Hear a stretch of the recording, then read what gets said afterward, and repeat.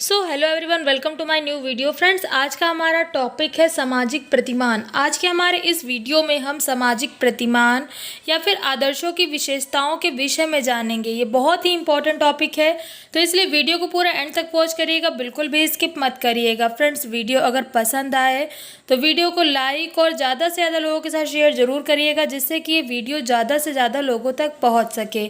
अगर आप चैनल पर नए हैं और आपने अभी तक चैनल को सब्सक्राइब नहीं किया है तो आपसे एक छोटी सी रिक्वेस्ट करना चाहूँगी कि प्लीज़ चैनल को सब्सक्राइब करके बेल आइकन को ऑल पे कर दीजिएगा, जिससे कि आपको मेरी लेटेस्ट वीडियोस की अपडेट्स मिल सके। तो फ्रेंड्स, चलिए बिना किसी देरी के बढ़ते हैं वीडियो की ओर और जानते हैं सामाजिक प्रतिमान की विशेषताओं के विषय में। प्रीवियस वीडियो में हमने सामाजिक प्रतिमान के विषय में जाना था, जिसमें हमने ये जाना था कि एक आदर्शात्मक व्यवस्था के अंतर्गत जिन नियमों को शामिल किया जाता है वही सामाजिक आदर्श या फिर सामाजिक प्रतिमान कहलाते हैं। सामाजिक प्रतिमान या फिर आदर्श की कई विशेषताएं हैं, जिसमें से पहला है कर्तव्य की भावना से घनिष्ठ संबंध।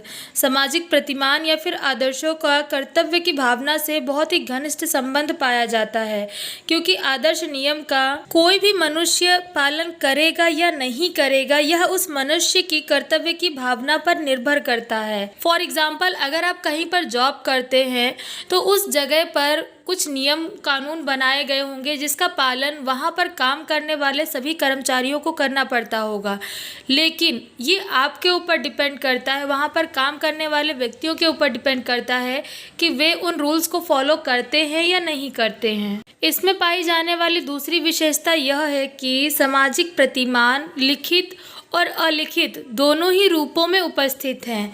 सामाजिक प्रतिमान आदर्श जैसे कि रूढ़ियाँ, परंपराएं, फैशन, ये सभी अलिखित होते हैं, लेकिन इसके विपरीत कुछ आदर्श नियम ऐसे होते हैं जो लिखित होते हैं। मानव व्यवहार को ये दोनों ही प्रकार के नियम समान रूप से प्रभावित करते हैं। इसकी एक अन्य विशेषता यह है कि ये सामाजिक उद्देश्यों पर आधारित होते हैं। इनमें मूल्यों, आदर्शों एवं निर्णयों का समावेश होता है। सामाजिक आदर्श की एक अन्य विशेषता यह है कि ये आदर्श नियम एक समाज विशेष की सांस्कृतिक प्रतिमानों से संबंधित होते हैं, इनसे जुड़े हुए होते हैं।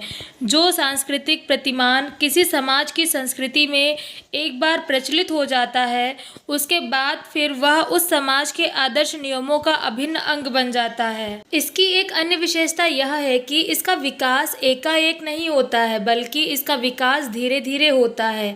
सामाजिक अंतक्रियाओं के दौरान जब कोई नियम विकसित होता है और धीरे धीरे करके समाज द्वारा उसे स्वीकार कर लिया जाता है, उसे अपना लिया जाता है, तभी उसका विकास होता है। फॉर एग्जाम्पल, अग्नि। स्टार्टिंग में अग्नि के बारे में कोई नहीं जानता था, आग के बारे में कोई नहीं जानता था, लेकिन जब फर्स्ट टाइम लोगों को आग के बारे में पता चला, तब क्या सबके सब आग के साथ सहज थे? नहीं थे।